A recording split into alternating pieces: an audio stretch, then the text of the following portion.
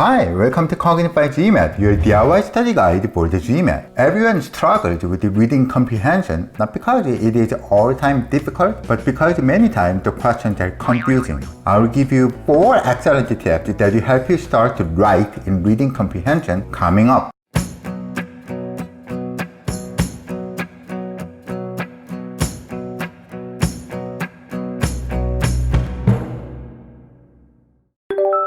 The first tip is you really need to use the notepad provided by the test center. The notepad is not only for quantitative reasoning, but also for verbal reasoning, especially the reading comprehension part. So after you read the first few lines of the first paragraph, such as the first and the second sentences of the passage, write down the topic of the passage. What is the passage about? Believe me, writing down the topic of the passage really helps a lot in terms of organization. It helps you to capture signals throughout the passage and the nuances in between. Is the passage about law, business? Is it about women's rights or black people's rights? Is it about science, biology, astronomy? Or is it about archaeology? After you figure out the topic of the passage, you can also write down more specific topics such as the intention of the author. Who is the main character of the passage? What is the main theme the author is trying to present? Why is the author writing this passage? Is the author presenting 2 ideas and then contrasting them? Or does the author present one idea that has a huge flaw and try to come up with another recent discovery that is a better theory than the first one? If you determine the intention of the author, you can answer main idea questions easily because you already discovered the tone of the passage. So write down the topic of the passage and the intention of the author based on the first several sentences of the passage on the scratch paper. Start to write with reading comprehension and everything else will follow smoothly.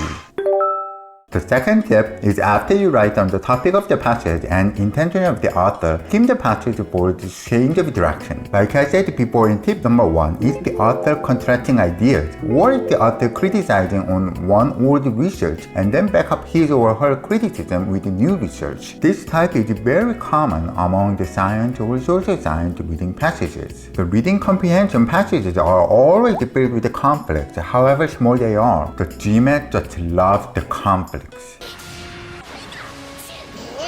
Conflicts create a nice drama for each passage, and that is the easiest way to create reading comprehension problems for the test makers. So, in order to identify such a drama, we need to take note of change in direction. Usually, they are indicated by signal words such as however, although, but, yet, in contrast. These 5 signal words are the most common in the GMAT reading comprehension. Memorize them and get familiar with them, and practice writing down the change in direction in your scratch pad.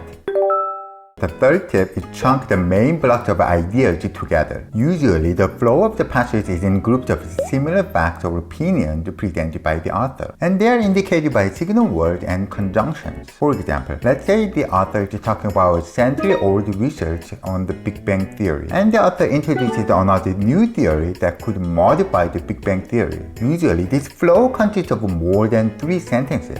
Pay attention to how the author is introducing the new theory that could replace the old theory. The author generally used the signal words such as however, and then the author supports this contrasting idea in the next sentence by another signal word moreover, and then the author concludes the validity of the new theory with an adverb thus. This combination is very common in the GMAT reading comprehension passages. So you can see that the 3 sentences that are led with the beginning word of however, moreover, thus can be grouped together as one unifying big idea. This is how you group like terms of ideas. In the second step, you learned how to catch the change in direction. But in this step, you dig further by grouping big ideas. These big ideas are usually indicated by tonal words. They indicate the tone of the passage, such as truly, admittedly, unfortunately, accordingly, and so on. Now, how many big ideas are within each paragraph? I would say mostly 2 big ideas per paragraph, or at most 3. You should take note of these big idea groups in the notepad. This is something you did not practice in colleges or universities, so begin practicing taking notes for the reading comprehension. Learn how to group the like terms of big ideas.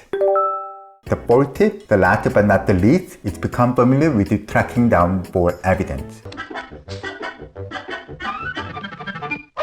This step, I think, is the single most important skill you need to learn for the reading comprehension. Like a hound tracking down the scent, we need to be persistent with looking for evidence. This has to become your habit, and in order to make it your habit, you need to practice it. So how do you practice tracking down for evidence? Don't ever answer a question without support. Only answer confidently when you find the proof in the passage. Most of the common mistakes in reading comprehension comes from answering with your own thoughts. Usually the top answer choices are the ones that seem make sense logically, but they are not found in the passage. They can even be actual facts that are true, but don't trust your common sense. Trust evidence in the passage. To make most out of this skill, you need to become familiar with going back and forth between the answer choices and the passage.